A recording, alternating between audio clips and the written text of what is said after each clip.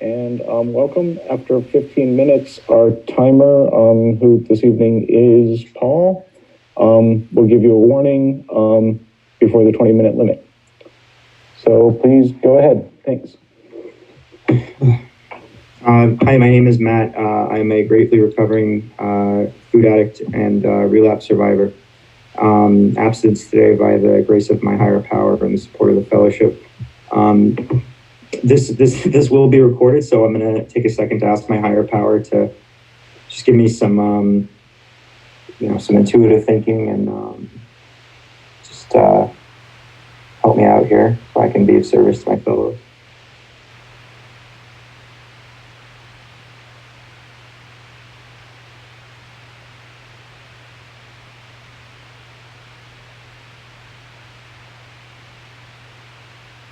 Thank you.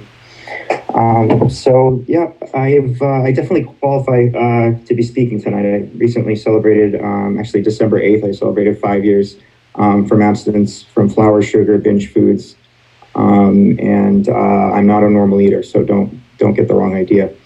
I really need to come to these meetings to remind myself that I'm not a normal eater, that's kind of what I do here. So that's what we do is come to meetings to remind myself how sick and suffering I was, and take it one day at a time. So I'm going to talk a little bit about what led me into OA, but I like to as I mentioned identify as a relapse survivor.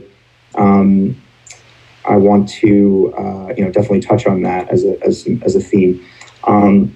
So I usually start my story somewhere in the beginning of high school. I guess I can say as before high school, I was always overweight. Never like enough where it bothered me and enough where I was considered obese on the BMI chart, but never. I guess people would say, oh, you wear it well and all that stuff. So.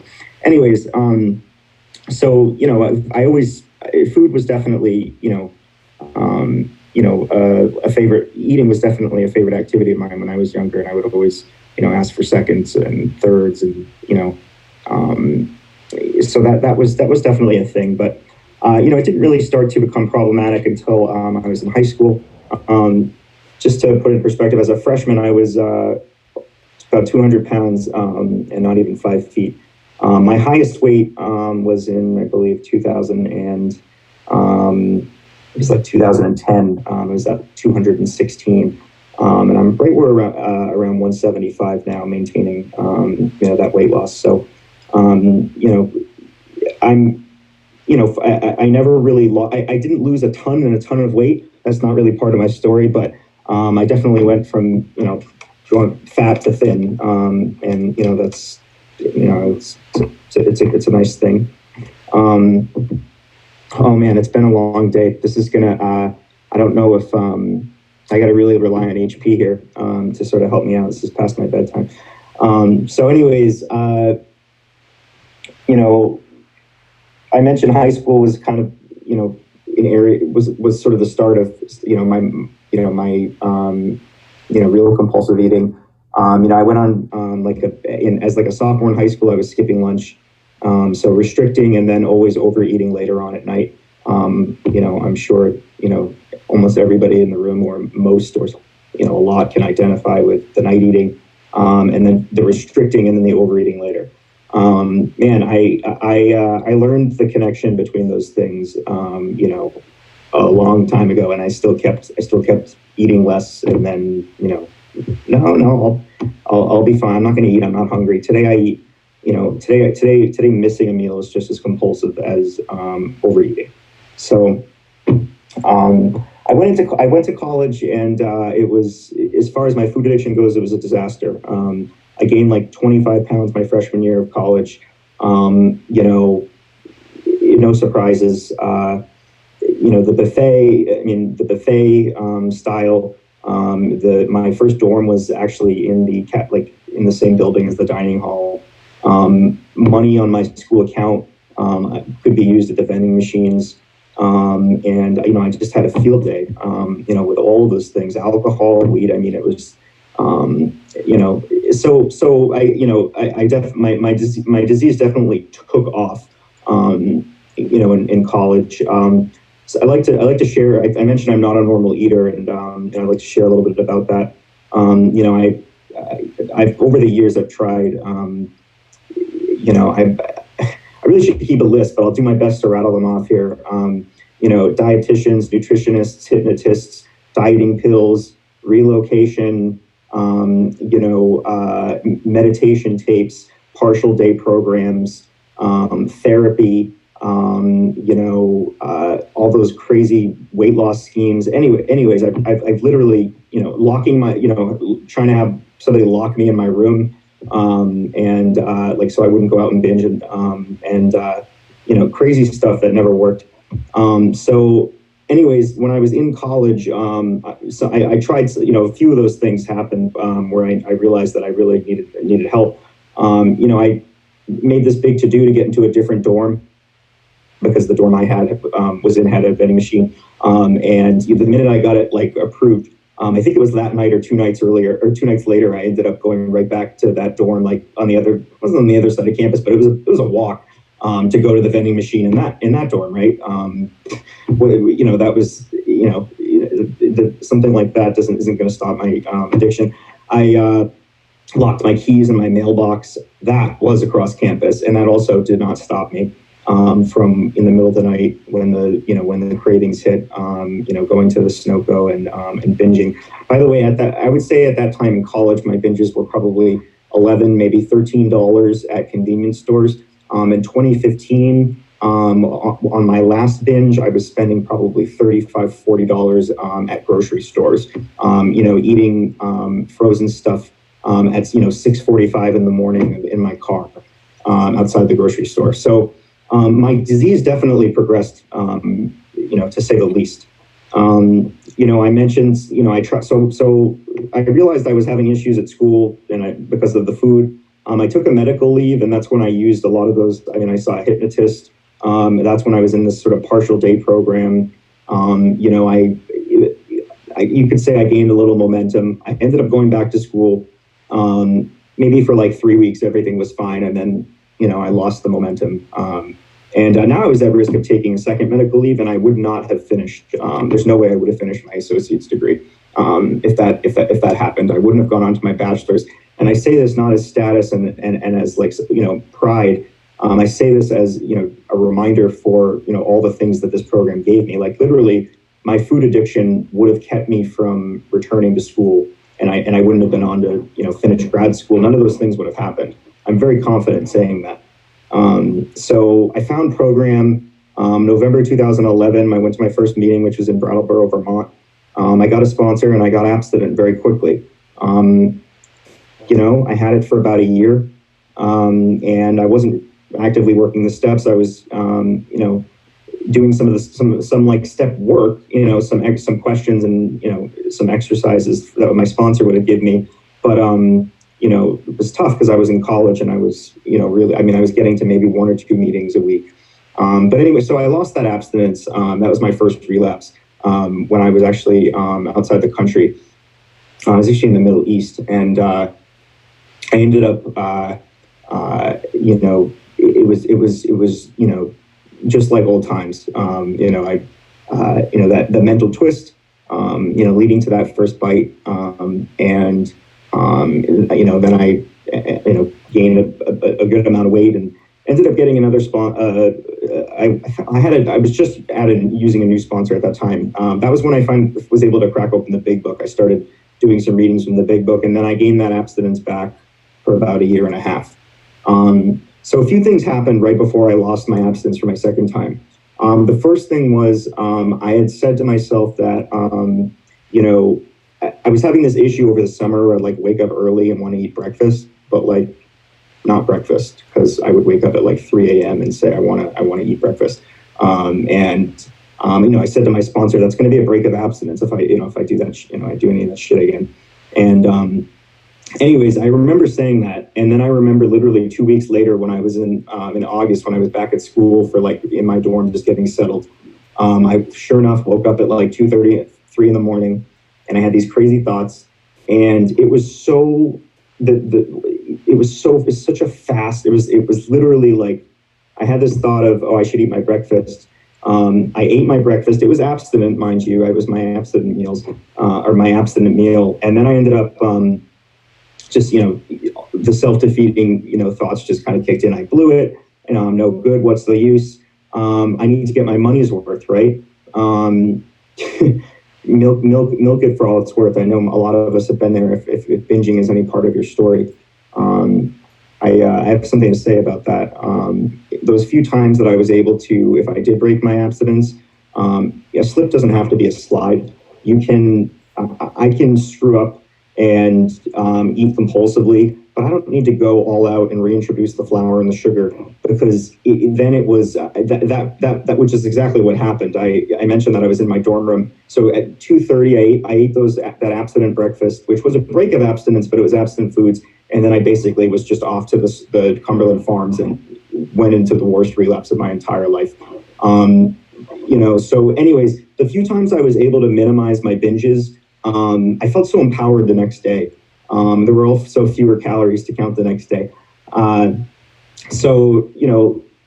doesn't, that all or nothing thinking, I think, can be,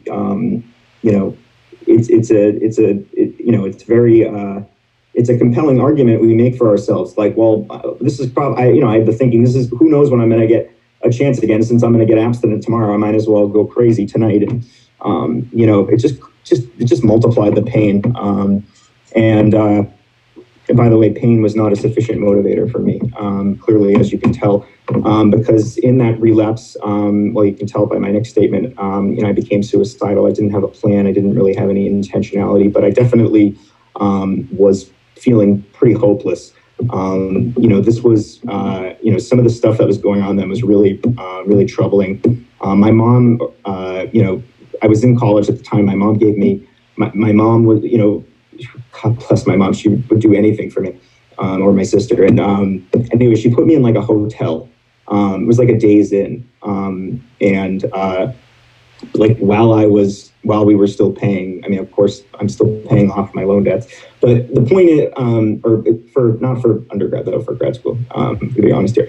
So, but anyways, that's not the point. The point is, I went into this Days Inn instead of being on campus, because I was convinced that it was my loud roommates and the loud dorm that was causing me to binge, because I was waking up. And literally, I kid you not, like the first night, I hit the vending machines in the Days Inn, and then I did it for those 3-4 nights, and then the guilt just took over. I finally said to my mom, like, this is a complete waste of money. It's not, I'll just go back to, my dorm at school. And, man, I remember there was this fridge right on the floor that I was on. And I can't tell you how many times I went in there, binged on what I saw, and then went to the grocery store with that exact container, because God, it'd be so, I'd be so ashamed if, they found out that it was me, or if they saw, like, did somebody eat this and then replace it with something that's similar, but not the thing I had. And anyways, so I would go into the market paranoid, holding and I must have eaten the replacement one I got 4 or 5 times. I don't know if this food is allowed. I mean, this is a food program. So I'm gonna say, I mean, it was frosting, but the point was I literally replaced it 5 times and ate the replacement that I had 5 times. Complete insanity. So a few things. There's a few other things I want to mention about that last relapse. I mentioned sort of the mental twist. This is the crux of the problem, as the big book says. It's the twofold nature of the physical allergy and then the mental twist. But I think that it's really the mental twist that scares me more. Those mental blank spots that lead to that first binge. My alcoholic foods aren't a part. I mean, they're out of my diet. But it's really my thinking that is just so crazy. I really need to be mindful of that. Like I said, continue to come to meetings and qualify and remember that I'm, just because I'm a recovered food addict, that's, contingent on the maintenance of my spiritual condition one day at a time. It's not, food is, I'm sure we can all say, it's so powerful. It just doesn't take much. And then, I can, go right back to where I was. So, anyways, that's an important thing for me to just kind of, one second, just kind of collect my thoughts here. So, take a sip of water. So basically, I ended up, I mentioned that I was a relapse survivor, so something had to change, right? So two things changed. The first thing that changed was I went to, I was involved in a closed step study in AWOL. I can't imagine that's just me who had the same experience in AWOL. There's something that happens I think, I know it happened for me, but I think it does for others too. You just have, it's a different commitment. It's a different level of commitment. You can go to step study meetings and, you can work with a step study sponsor, but being involved in that group that had very strict boundaries was extremely important to me getting abstinent again. Once I got, once I completed the first one, I did a second. And anyways, if you're suffering right now, if you're in relapse, a few things you want to look out for. One is it's gonna feel pretty hopeless, and you're not gonna be able to, see an end, which is part of what's so scary about it. That's what it was for me, and people have told me, it just feels like you're never getting out of it. But again, once you get abstinence back, I'm not going to say it's easy, but it gets easier. You get momentum, and you can start to sort of put together days, and then it gets easier. I still have my battles, but Matt, you got 5 more minutes. Great, thank you. But food is is not the issue in my life right now. My spirituality is the thing that I need to continuously work on. So anyways, I told you, I don't know, I may not have mentioned this, but there were 2 things that changed. One was I joined that closed step study. And then I also added a 4th meal to my meal plan. I was a 3 meals a day, nothing in between guy. My sponsor said that I was a nighttime eater and I needed to add a 4th meal. It's a metabolic meal, a 4th meal, whatever you want to call it. It's a little bit of protein, a little bit of grain or starch, and fruit. And you know what? Physically, there's no way in heck I could possibly be hungry after 4 meals in the day. And also psychologically, if I need to go and have dinner at 5 p.m. at a social outing, it's a scary thought to go until the next day without eating food, right, with breakfast. So the fact that I have that 4th meal is extremely important. Was extremely important for me. And now, that I have sort of the momentum with my abstinence, it's probably less important, but still it's very useful. So yeah, a few things I'd like to say just sort of about relapse. I mentioned one of those is that, just because you can't see it doesn't mean, you can get there. There's definitely, there is a way out of relapse. And I can't tell you how many times I couldn't get abstinent after that second relapse. And I would come to meetings and hear people say the exact words that I'm saying now. And I wanted to literally just smack them across the face and say, you don't know. I do know. I know how bad it was, and I know how hopeless it felt. But I'm here to say that I got abstinent again. And today I'm actively, I've been through the steps. I did the steps twice in a closed step study process, like I mentioned, but I'm also now, I just, maybe 3 months ago, finished my making my amends. So I'm taking a sponsee through the steps. My spirituality is, I honestly, I mentioned I love being thin, but, my spirituality is the most important thing for me. And aligning my will with my higher powers. And I do that, it's pretty simple. If I'm doing what I think is the right thing, then I'm doing my higher powers will. It's so easy to get off target. I'm sure many of us can relate. I'm also a perfectionist, so if I get a little bit off target, I'm like, no, I tend to, it's my thinking that really gets in the way for me. So, but the days that I am able to literally just take my will out of the equation, and relieve myself from the bondage of myself. That's when I'm feeling the best. It just, being of service, and just being a good person, being a good husband. That's really the stuff that, feels the best. So my spirit it needs some work, but, I do my inventory at night. I read the On Awakening prayer in the morning. I do the gig. I always feel like there's more I should be doing, but that's, again, sort of my, perfectionism. And a few other things that I use that are really useful. I do gratitude lists a lot. These are very effective, man. I'm sure many of you have noticed. You don't have to come up with 5 or 10 things on a gratitude list. For me, I come up with like one thing, and you know what? That switches the mindset. And I go from self-pity to looking at something in a more positive way, and then I'll come up with 4 or 5. But I don't. It's not, if I'm in a pissy mood, I'm not going to say like, oh, I need to tell myself that everything's great and I need to come up with like a huge gratitude. It's just like, no, like I need to just change, just switch, change it a little bit. And after that one, thing that I'm grateful for, it really does rewire the brain. I use an app that's really great. I'll put the name of it in the chat. It's called My Spiritual Toolkit.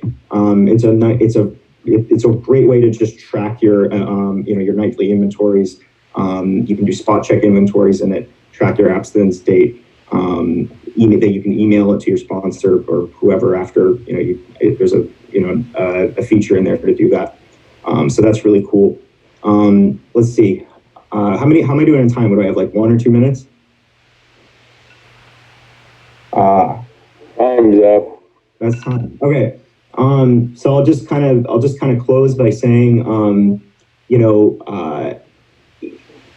if you're struggling, keep hanging in. It's this program can save your life. So thank you. Hey, thank you.